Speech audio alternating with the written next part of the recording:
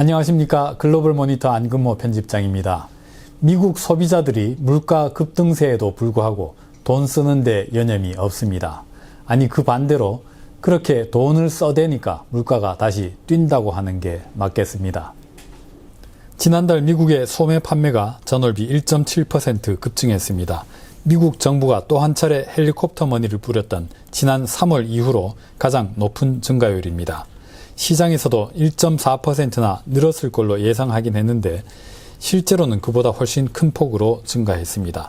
게다가 앞선 9월 증가율이 0.7%에서 0.8%로 상향 수정됐습니다.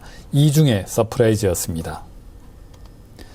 지난달 미국의 소매 판매는 1년 전에 비해서는 16.3% 급증했습니다. 그저께 발표된 중국의 소매 판매 증가율 4.9%를 대폭 웃도는 성장세입니다. 팬데믹 이전에만 해도 중국의 소매 판매는 미국보다 훨씬 빠르게 늘었습니다. 하지만 최근 들어서 중국의 소비는 두드러지게 둔화한 모습입니다. 두 나라 물가 상승률 차이를 감안해도 그렇습니다. 재정 및 통화정책의 차이가 좀 영향을 미쳤겠습니다. 이 그래프는 미국 월간 소매 판매를 액수로 표현한 겁니다. 팬데믹 이전의 추세선을 대대적으로 웃돌고 있습니다. 추가 현금 살포가 있었던 지난 봄보다 더 높은 수준으로 늘어나 있습니다. 업종에 따라 차이는 있겠지만은 전반적으로 볼 때 미국 소매점들의 월 매출액이 폭발적으로 증가했다는 의미입니다. 물론 물가가 크게 오른 영향이 있겠습니다.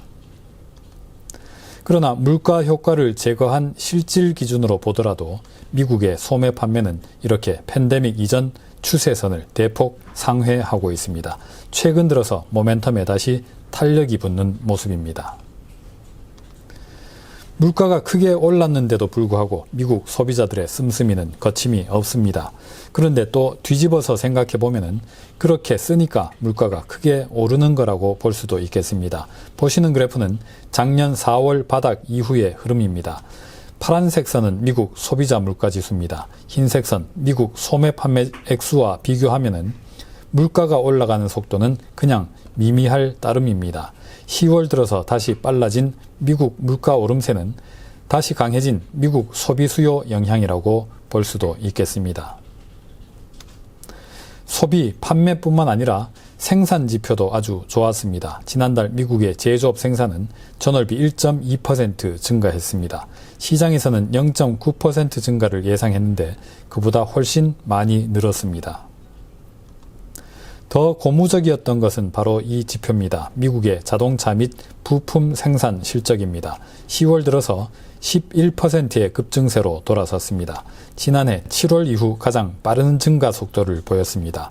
전체 제조업 생산, 나아가 전체 산업 생산 급증세에 큰 기여를 했습니다. 자동차 공급이 계속 강하게 살아나 준다면 인플레이션 안정에도 큰 기여를 할 수가 있겠습니다. 밤사이에 잇따른 미국 경제지표 서프라이즈는 이렇게 인플레이션 전망에 관해서 이중의 시사점을 갖고 있었습니다. 수요가 굉장히 강해서 여전히 인플레이션에 상승 압력을 가하고 있다. 하지만 공급도 굉장히 빠르게 살아나서 인플레이션 안정을 기대할 수가 있겠다. 밤사이 미국 국채 5년물 수익률입니다. 5년물 수익률은 연준 통화정책 전망을 입체적으로 반영합니다. 오름폭이 1.3bp로 제한적이었습니다. 경제지표 서프라이즈들이 잇따랐지만은 긴축 전망이 딱히 더 커지지는 않았습니다.